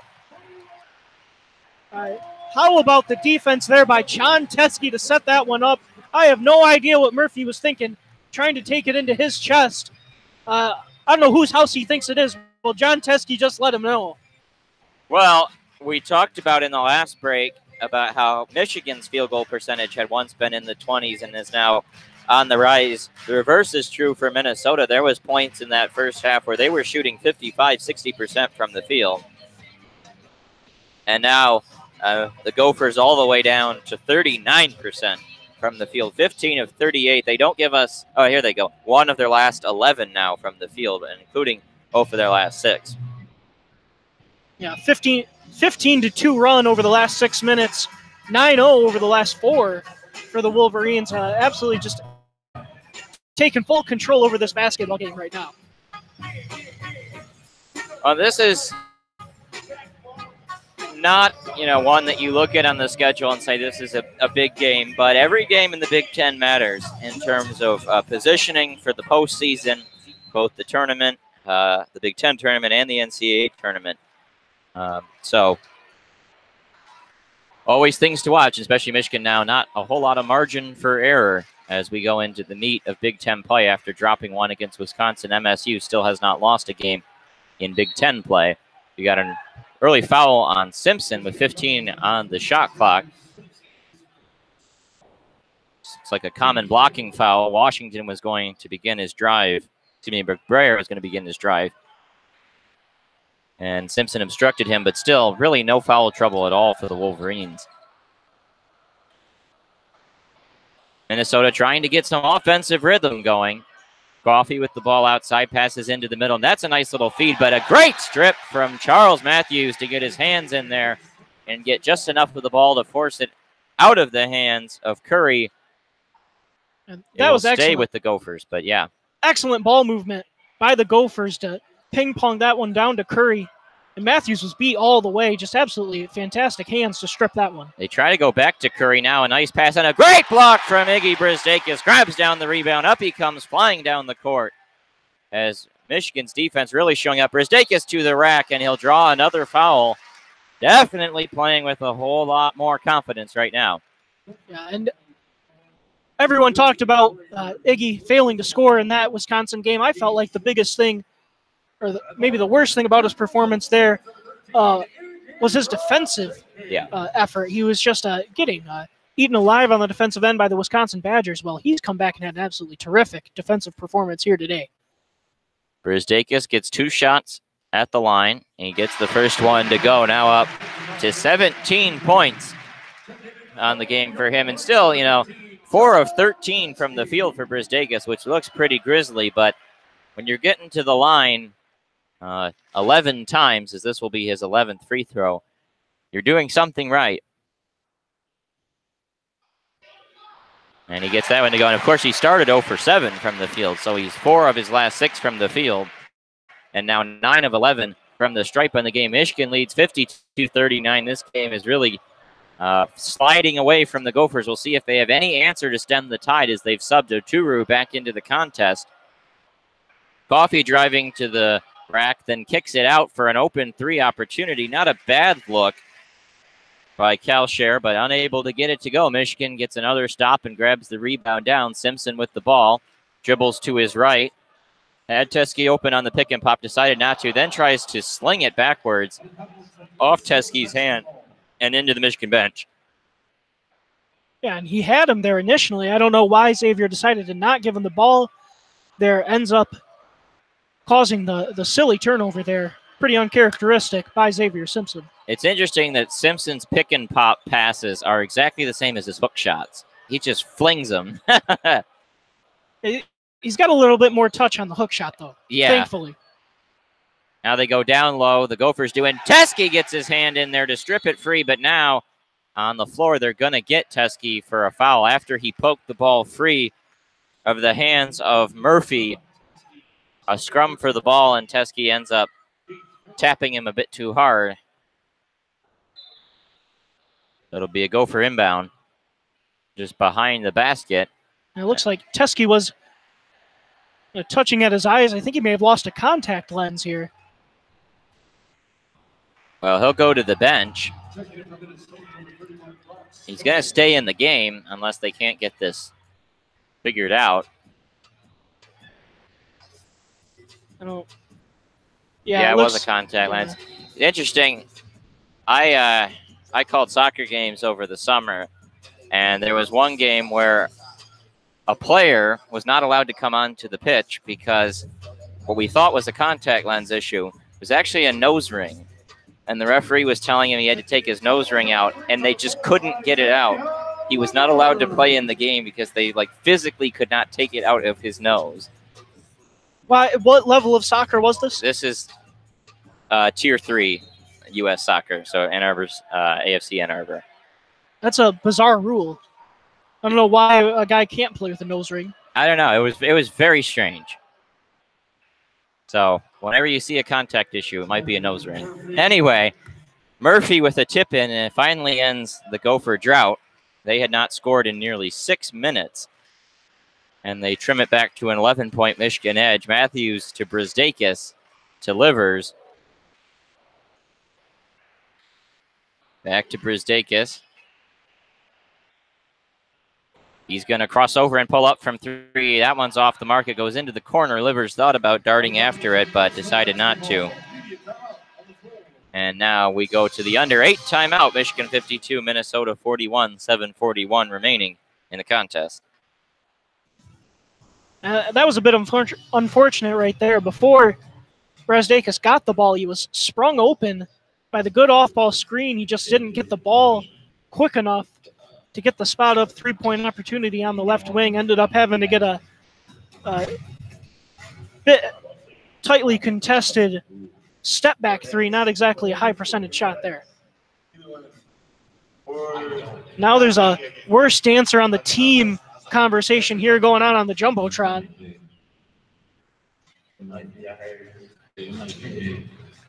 I don't think anyone wants to claim the title, though. Yeah.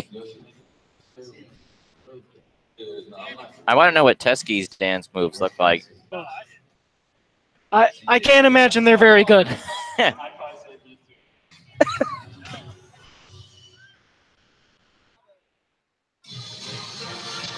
No, I'm not sure who that was there at the end who took it. I think it was Colin. No, it wasn't Castleton. It was C.J. Baird. So I always get him and Luke Wilson mixed up, but that was C.J. Baird. Of fame for his 3-pointer against Texas A&M in the Sweet 16. Almost as iconic of a shot as Jordan Poole's 3-pointer against Houston. They're 1A, 1B, for sure. And then number 2, or I guess number 3 after those comes the Trey Burke shot. Yeah.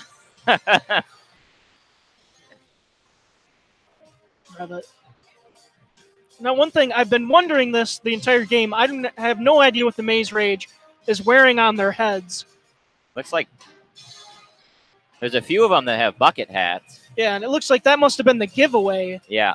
And I got to say, they are absolutely dreadful-looking bucket hats. Yeah, they're pretty tacky. They gave away bucket hats a couple years ago against the Air Force game. And they gave them away for football. Yes, yeah, those were pretty sharp. Yeah, just a plain blue with a block M. You can't go wrong with that look. What's going on with these hats, I don't know. It's almost like a zebra or something. Yeah, and I don't know what the theme could. There's no theme going on here tonight. Oh, you know, it's a bucket hat in honor of Martin Luther King. Must be. What a great way to honor his legacy. 7:37 to go in the second half. Minnesota with the ball down by 11. They're going to need to get some offensive scores. They still have Ochuru in there, but they haven't used him a lot in the low post.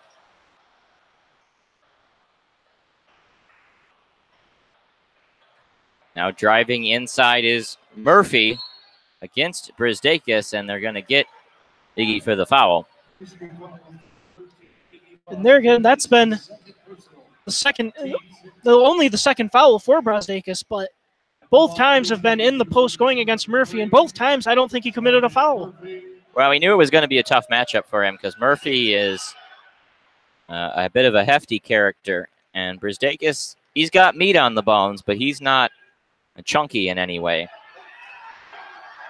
Murphy makes the first and makes the second, so 2 for 2 from the line for him. Lead back down to single digits. Yeah, Jordan Murphy, an absolute monster on the boards as well, but so far Michigan's done a great job containing him. He's a guy that averages 12 boards a game. He does have 9 so far, but still better than his normal average. Brzdakis had his initial layup attempt swatted as he drove to the hole, but gets the rebound. Now Poole to Livers. Nope. Into the corner, but Brzdakis chases down the rebound. Michigan's just been hungrier on the glass in this one than Minnesota has, especially here in the second half.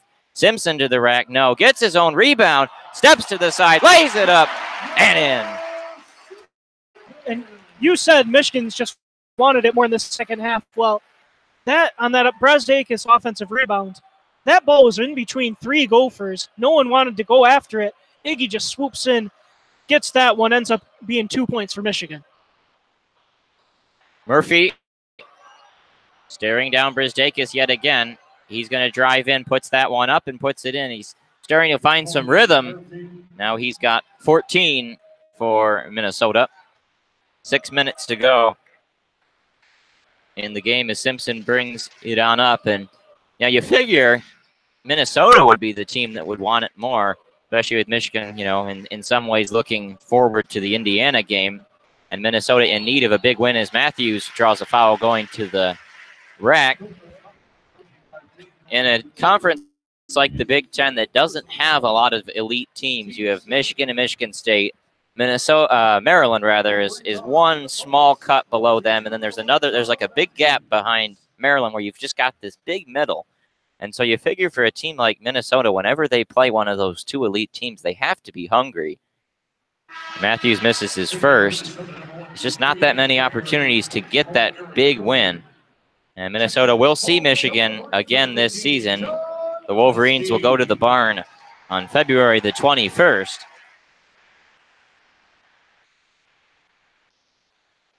And you're absolutely right, but in the middle for the Big Ten is just so tough.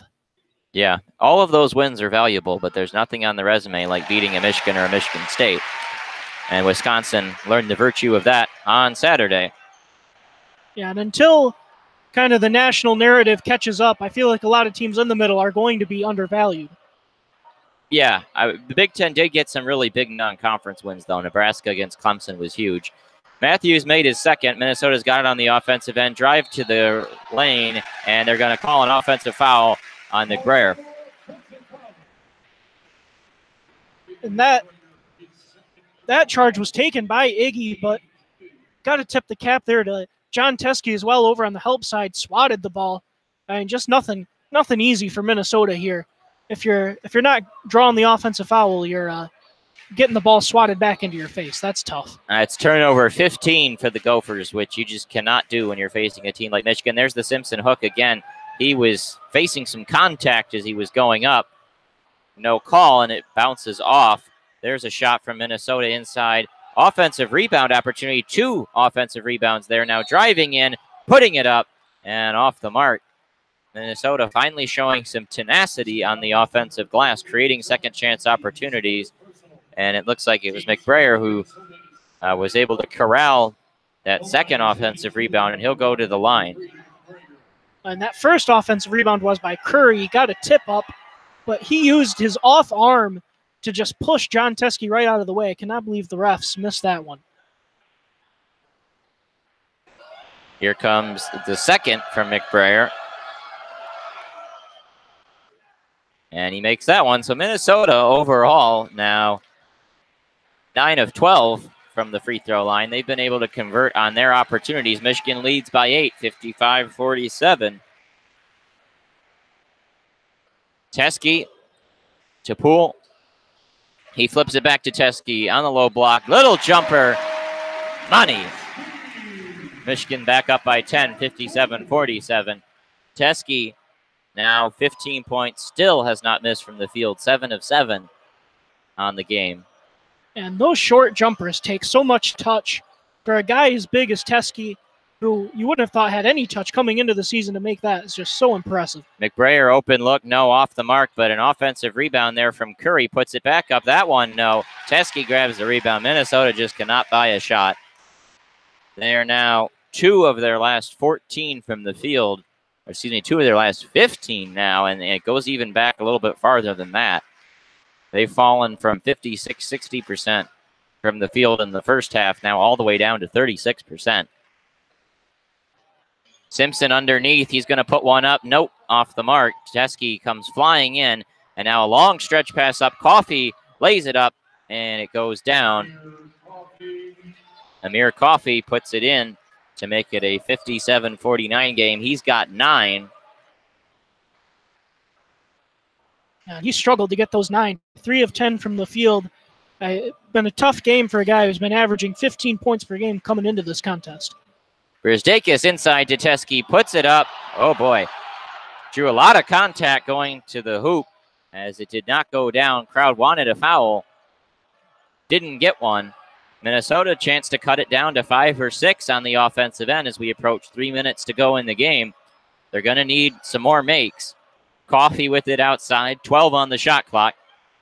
Hands it off to Curry. He's staring down Brzdakis, who he's got a height advantage, but he's not much of a driver. McBrayer switches on to Brzdakis. He's going to pull up from 3, way off the mark. Oh, and the loose ball picked up by Curry as he was pretty clearly over the back on Simpson. And then McBrayer puts it in over the arm of Teskey. 6-point game, 57-51. This crowd not happy with this last little string of no calls. And John Beeline's going to get a timeout.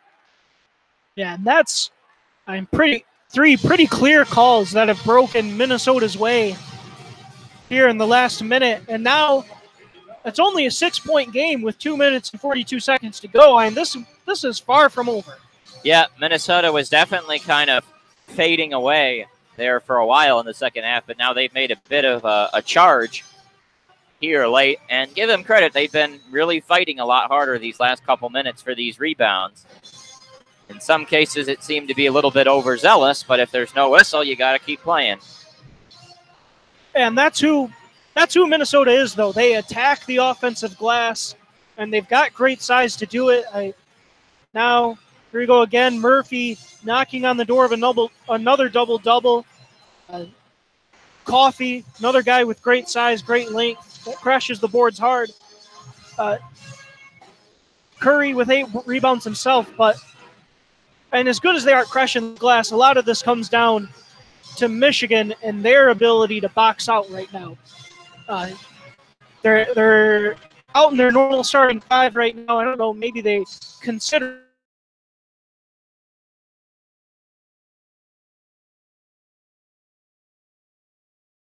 doing their part in protecting the offensive glass. Or defensive glass, I should say. I just saw the replay of the Brooks Delivers jam as the UPS next day air delivery of the game. An emphatic dunk that punctuated this strong second half from the Wolverines, but they got to close it out, and they want to do it in a fashion that leaves them with a satisfied feeling in their mouth as they go in to Assembly Hall on Friday.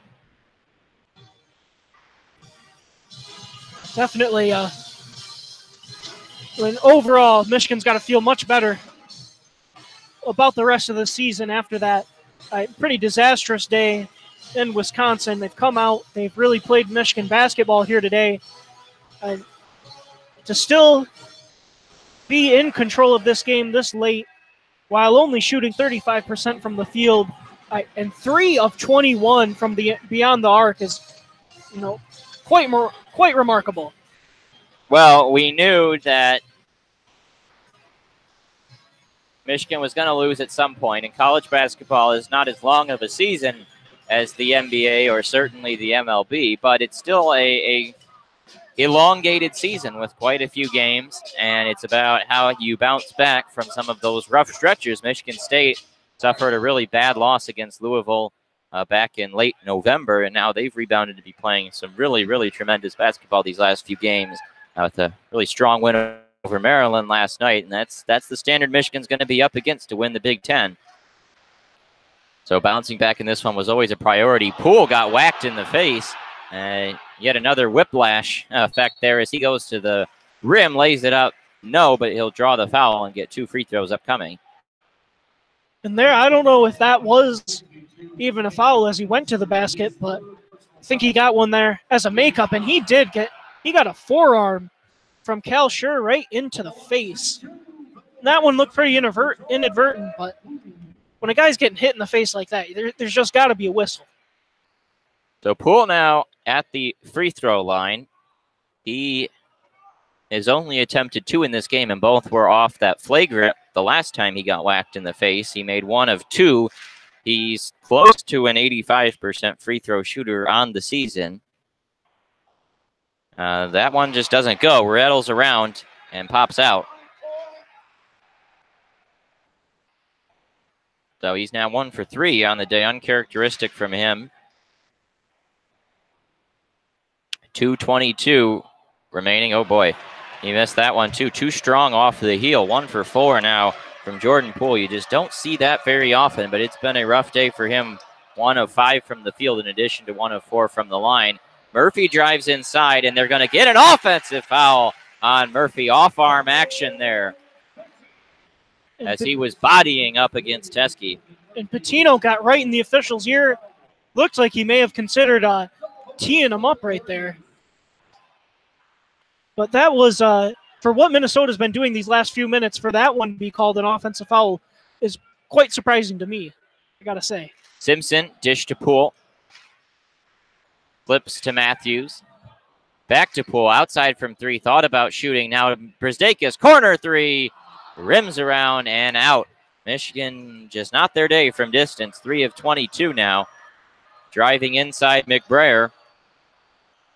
And now they find Coffee underneath. Brzdakis tried to get his hands down and swatted out, but got too much body, and it's going to be 2 free throws coming from Murphy. They're still only down 6. Time an issue with 1:39 to go, but certainly time as Michigan's offense has really hit some issues. No points in the last 3:12. Coffee makes that. Murphy. He's now 5 of 7 from the line. Murphy 15, Coffee 9, McBrayer 9, Kalsher 8, and that second one for Murphy pops out. So a 5-point Michigan lead, trying to snap this scoring drought and put this game to bed. Simpson to Brzdakis to Teskey. Simpson grabs it as it almost went into the stands. Poole to Matthews, 14 on the shot clock. He's thinking about shooting it, going to drive inside. That little turnaround, flips it up. A lot of contact, still no calls. Minnesota grabs the rebound to the lane, putting it up and counting it is Coffee. Amir Coffee now double digits, 11 points for him. 1 minute to go in the game. Simpson dribbles it up. Michigan still has not scored in 4 minutes. And Minnesota on a 7-0 run. It's a 3-point game. Brzdakis with it outside. He dribbles to the lane, lays it up, rims around, it just will not go, and they're going to call out of bounds off Michigan. I don't remember if you were here last year at the Minnesota game, but this is almost identical to that one, where Michigan had it in the bag and then didn't, went to overtime, and the Wolverines barely pulled it out. They're just not able to put this one away. 57-54. Gophers with the ball. They're going to shoot it from 3, and it goes! Minnesota comes roaring back, a 10-0 run over the last 3.5 minutes. But Michigan is going to have the last shot with 24.7 to go in the game and exactly 24 on the shot clock. And this is exactly what we talked about earlier. When this Michigan offense gets bogged down, when things aren't clicking, who is going to step up? Who's going to make plays, get them a basket when they really need it? Well, right now, they have needed a basket over these past 5 minutes, and no one's really been able to come up with anything. And that's a killer right there for Michigan to leave the door open for Minnesota. Let them tie this one up. Not just has Michigan not scored in 4:27. I mean, you go back 12-2 run in favor of Minnesota over the last 4:43. And, you know, this isn't just bad misses from the field. I mean, Jordan Poole, 2 free throws, and he didn't make either from a guy who's nearly automatic. It's very strange. And this is not exactly the finish to the contest the Wolverines were looking for. But if they can get this last shot, they'll send the home fans happy and punctuate a win, as there's some fans who were headed to the exits that are now trying to sneak their way back in, and the usher is telling them no dice. And there is just a few tenths of a second difference between the game and shot clock, so Michigan can hold this one for the last go. Simpson's holding it, 12 to go. Now he's going to dribble to his left. Decides to hold off. Gives it to Ignas Brzdakis. 7 to go. He's going to dribble inside. Going to the rack. Putting it up. And it tips into the corner. Matthews. Baseline jumper. He got it! Michigan wins 59-57 at the buzzer. Charles Matthews snatched down a loose rebound and then took a little baseline 2-point jumper and swished it. He'd been having issues with those mid-range jumpers during this last stretch, but golden on the one that mattered tonight. Well, sometimes it's better to be lucky than good. Iggy Brzdakis managed to get a pretty decent look at the basket there, and then I believe it was Curry came over with the swat, just ends up right in Charles Matthews' lap. And that one, that was no easy shot there for Matthews. He had to duck under Coffey, who came over trying to contest. Goes up. They are checking to see if he got it off in time, but it is very clearly a good basket by Charles Matthews, and that was a tough in-betweener. Not really quite a jump shot, somewhere in between a jump shot and a floater, and just gets nothing but the nylon. That is absolutely beautiful. I don't know why they're taking so long to review it. We saw it pretty clearly on one look. The crowd jumping up and down and screaming as most of the fans now heading to the exits. The Maze Rage hasn't moved at all. I guess, Nate, what they're going to do is they're trying to see if there was any time remaining. Which there clearly was not as well. It didn't seem like it. I mean, it was out of his hands, and it sure looked like the buzzer had gone. Of course, the rule is that it's not officially over until the ball goes past the nylon. If there's no nylon on it, then they consider it to be the end of the play. Let's take a look again. I mean, it was clearly away, and it was clearly in the air. I mean, it's over. Yeah, that's a good basket. There's no time left on the clock. I don't know how this could take more than one look at that to call it. This is my issue with reviews in sports these days, is there needs to be a lot more just one look reviews. You know, absolutely. If someone at home on their small TV can see it on one look, let's just get moving. Yeah, and it's pretty ridiculous here. We've already got photographers on the floor. There's the camera crew for this BTN broadcast out here kind of wondering what's going on. And we can all see it on the Jumbotron. This game is over. The crowd is still reacting at, the replays. Now one official is walking, looks like over to the TV table. And he's saying something to the BTN crew who's got this game on television. The crowd is just bamboozled right now.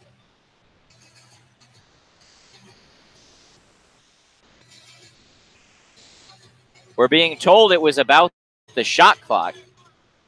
Because in theory, if the ball did not hit the rim on the Brzdakis one, then the shot clock would still be on for the Matthews one. And there was only at most 7/10 of a difference between the shot and game. But I didn't think there was, it could have been less of a difference. We take a look here.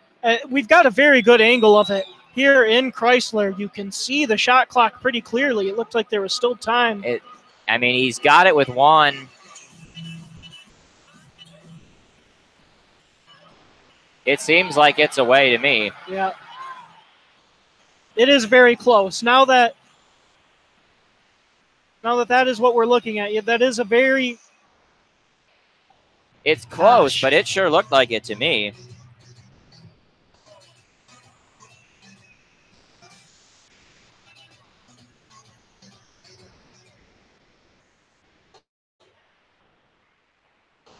Yeah, I don't know. That one's tight. It still does. At this point, you called it good on the floor. I don't know how you can overturn it based off that replay. Obviously, they had a more elaborate one in what they were looking at, but we'll take a look.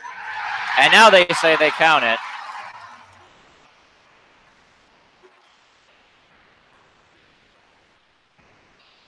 And the teams are now lined up for the final handshake. Well, that was a very strange and odd ending to the game after what had apparently been, seemingly clear cut, but an oddly anticlimactic end. Yeah. To such a dramatic game.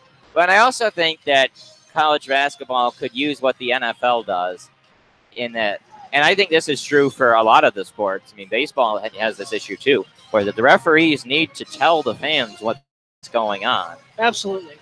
And it's a little, I would say, clear in basketball. You can convey most information just through hand signals, and yeah, for there to be just a quick little explanation of what the replay is even about would be very nice. Yeah. So the final score in this one is Michigan 59, Minnesota 57, Brisdakis 18, Teskey 15, Matthews 7, Poole 3, Simpson 6. 59 points for the Wolverines. They held Minnesota under their KenPom projection of 60 points.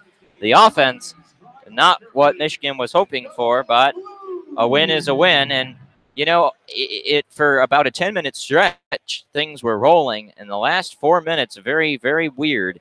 But Minnesota games in general are very weird. Absolutely. And for last season, the dramatic overtime win, I'm just glad this one wasn't a repeat of that. Did not require the extra distance. But, very strange game, but Michigan will be back at it on Friday night, as will we, WCBN Sports. We will be in Bloomington, Indiana for a 6:30 p.m. tip between the Michigan Wolverines and Indiana Hoosiers. It will likely be a raucous atmosphere. But for tonight, any last thoughts?